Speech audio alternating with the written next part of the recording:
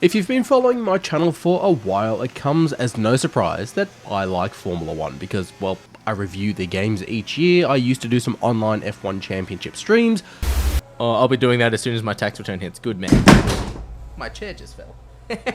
I've got a racing cockpit and recently I've got myself a new setup for it, and with the ever-growing popularity of Formula 1, Hollywood have now made F1 the movie. And thanks to Warner Brothers ANZ, I got to check it out. And it's a bit of an interesting film, both from a general movie perspective, but also as an F1 fan.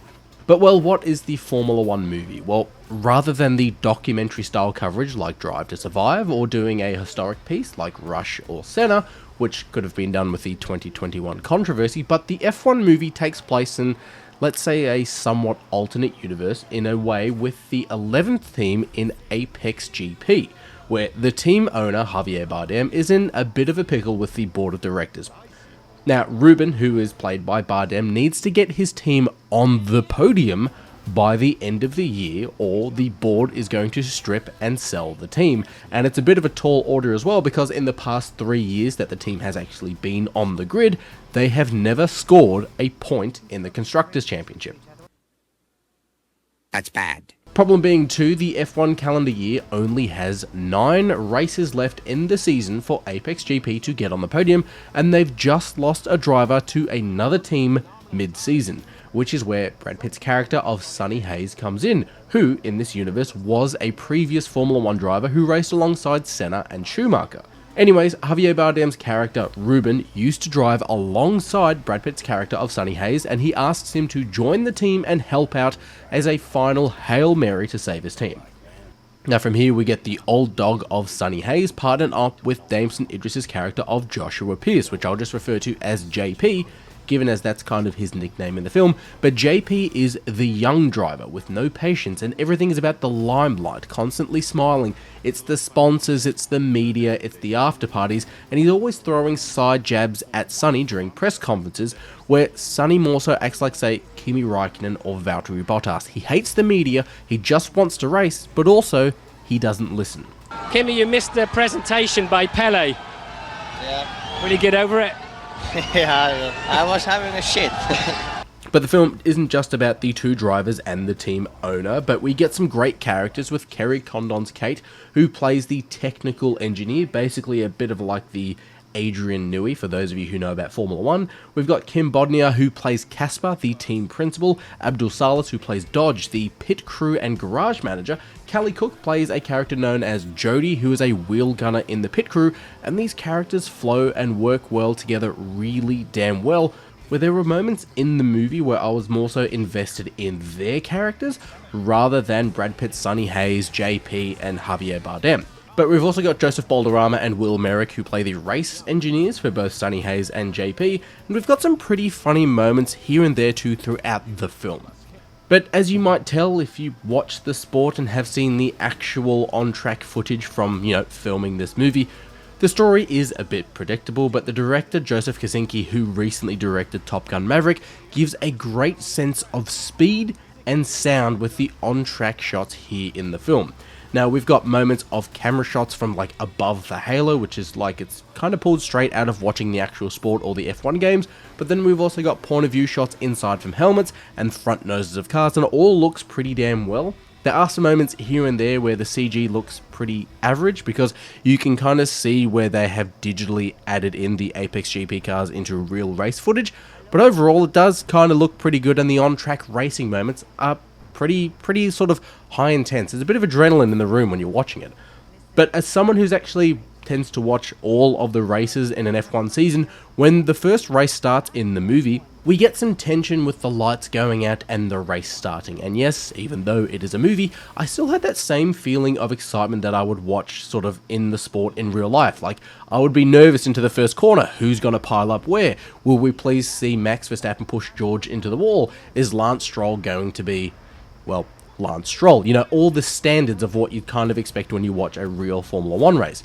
But what stands out though is the music and sound design as well, as you'd expect for a Formula 1 movie, because firstly the music is composed by Hans Zimmer, who does a fantastic job here in F1 the movie, which is also kind of weird because I kind of expected the movie to use the Formula 1 theme constantly, but the music that Hans has created here for the movie is pretty damn impressive, but also the sound design too, merged with the camera work.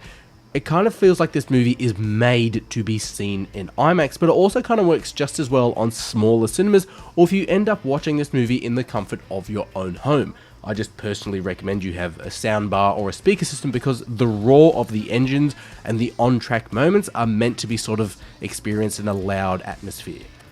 However, the F1 movie is pretty damn good, but if you know about the sport, there are some giant holes in the story. Now, before I jump into that, this film in the world of Formula 1 is already a bit dated, because firstly, Lewis Hamilton is in a Mercedes here in the movie, where in the real world, he's in a Ferrari. Secondly, Kick Sauber here isn't a team in the F1 movie. Instead, you've still got Alfa Romeo, so we can already tell that the film is dated by about 2 years or so. And finally, there are drivers on the grid and in the movie that aren't in the sport anymore, like Sergio Perez in the Red Bull, and there is a moment with Daniel Ricciardo in an Alfa Tauri, before they renamed to the Visa Cash App Racing Bulls. That's the worst name I ever heard. But as I mentioned just a moment ago, there are moments in the story that didn't overly work, or more so, if you're a fan of the sport, they will be giant plot holes for you. Now, I won't go into spoilers, however, if you want to know nothing about the issues I had with the film, and it's linked to the real sport, honestly, go see it, because it is a pretty damn fun movie, I will say. But firstly, the film doesn't know how DRS works. Now, the first time it is introduced to you, you're told that a driver is 0.9 of a second in front, which is within the DRS range. However, if you watch the real sport, if a driver is 900 milliseconds in front and you use DRS, you will close the gap so that in a couple of laps time, you can then overtake them. Where here in the Formula 1 movie, Brad Pitt's Sonny Hayes is told that he's 0.9 of a second behind the driver in front, so he activates his DRS and he overtakes Ocon as if he is standing still. Secondly, super licenses aren't really a thing here in this movie. Now, in order to drive a Formula 1 car, you need to have a super license, and if you don't have this, you're not getting inside of a cockpit. And it's a pretty big plot hole, because Brad Pitt's character of Sonny Hayes joins the Apex GP team as if he's like Ricky Bobby wanting to go fast. I want to go fast. Hey, get him a suit. Now, sure, he was a Formula 1 driver, and at the start of the film in the prologue, we see that Sonny Hayes is in a racing event, which is very cool, so you kind of assume that he has a super license, but it's also not mentioned as well. Next up as well is the FIA and the penalty system, and it only seems to apply when the film remembers that they exist, because there are multiple moments in the story where JP and Sonny are doing things that, well, at first they would get a warning, then they would start getting penalties, and then they keep doing sort of this strategy or technique, which would be basically a black flag and you'd be disqualified from the race. Also, the team engineers and drivers openly talk to each other, and it's so quick and efficient where maybe I'm just amused by the chaos caused by Ferrari. You can actually pinpoint the second when his heart rips in half. And now. But it happens so quickly that it's kind of like they're sitting in a Discord server together. Now, what I mean by that is Sonny tries to give some advice to JP in the middle of the race. And the real sports drivers, like the real drivers, don't actually talk to each other, they talk to their engineers. So Sonny talks to his engineer, which JP's engineer hears, and then they relay this message so quickly it's like they're standing in the same room. And I feel like this film needed to have moments where we go through sort of the moments of the driver asking for details and the engineers getting the weather details, the car damage, show the engineers actually reviewing data and going back to the drivers, because here in this film, it happens so quickly like they know everything. Is there a leakage? A leakage of what? I have the seat full of water, like full of water. Must be the water. Let's add that to the words of wisdom. The film also doesn't really know how slick and wet tyres work. Now, during one race in the film, they state that light rain is coming and that they stay out on dry tyres. Then the film flashes forward to later in the race and it is raining, the track is black, and it is pissing down rain, and the drivers' helmets and cockpits are completely saturated. Yet the cars are keeping dry lines pretty damn easily, and also they're driving at a track that is known for speed, not a track where you can just skate around a little bit on dry tyres. And they somehow just keep holding these lines as if the track was dry. Lanes down into Mirabel. This is where he went off. and just locked up the rear and slid gently, and a small kiss of the barrier. I found a few ones though, but there are driver swap outs after qualifying, which isn't allowed in the real sport. There is a driver celebration in Parfume where the sort of Apex GP didn't actually finish in the top 3, so why are they in Parfume? And one of the weirdest ones for me is there is no practice or qualifying that takes place in the film. There is a throwaway line that the Apex GP car sucks at qualifying, but they make up for it because they've modified their car so that it can combat other cars and fight in dirty air. However, if that was the case, their car would be left in the dust by the top field cars like say Red Bull, Ferrari, McLaren and Mercedes. Because these cars would take off at the lights, they would pull a lead that there would be so much of a gap between them, there would be no dirty air for the Apex cars to then fight and catch up. Yet they can somehow keep up.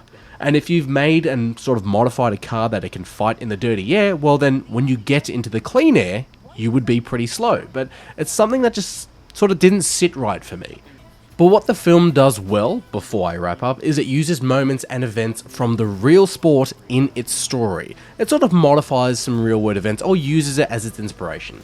There's moments, say, pulled and inspired from Romain Grosjean's crash, as well as Abu Dhabi 2021, and there's also some really great moments of on-screen battling with other drivers, because some drivers start to have on-track rivalries, and as I mentioned, the film is a little bit dated, but Gunther Steiner reacting to Apex GP's team strategies got the entire cinema laughing.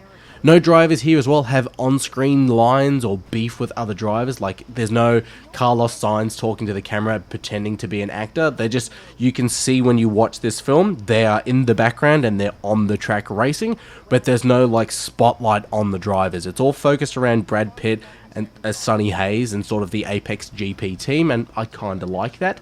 But there are moments where we have some team principals have a line or two, because Toto Wolff is a producer in this film, as is Lewis Hamilton, and Toto Wolff has one line, and it's Toto Wolff. In this department, we go by the book. By book. Fred Vasseur has a cheeky line in the film, and it kind of felt like that's something that Fred Vasseur would say, and Zach Brown does his best to act here, but honestly, once the credits rolled, I was pretty happy with the film, because it's a fun romp. And I know more than a few friends of mine who will watch this film, and they'll love it, and from that, they'll start looking at watching the real sport, because the F1 movie works as, say, lighter fluid to the fire that is the Formula 1 fandom right now. Because F1 was on the back foot with fan attendance, and then Drive to Survive made it super popular. The F1 games are super entertaining, and now this Formula 1 movie is going to help get others on board. But the F1 movie also had me excited to go back and take a look at the F1 movie mode in Formula 1 25, the game that came out just a couple of months ago, as this mode was a bit limited during the review period. But in my opinion, if you're interested in Formula 1, see this movie. If you're a Formula 1 fan, see this movie. If you liked Top Gun Maverick, if you enjoy racing movies like say Ford vs Ferrari, or you just enjoy watching a movie that A, isn't part of a series, B, isn't a comic book movie, or C, isn't Disney making a live action interpretation of an animated movie, I'd say check this movie out. But whether you've been watching Formula 1 for years or you've recently found the sport, always remember to play with each other and play with yourself.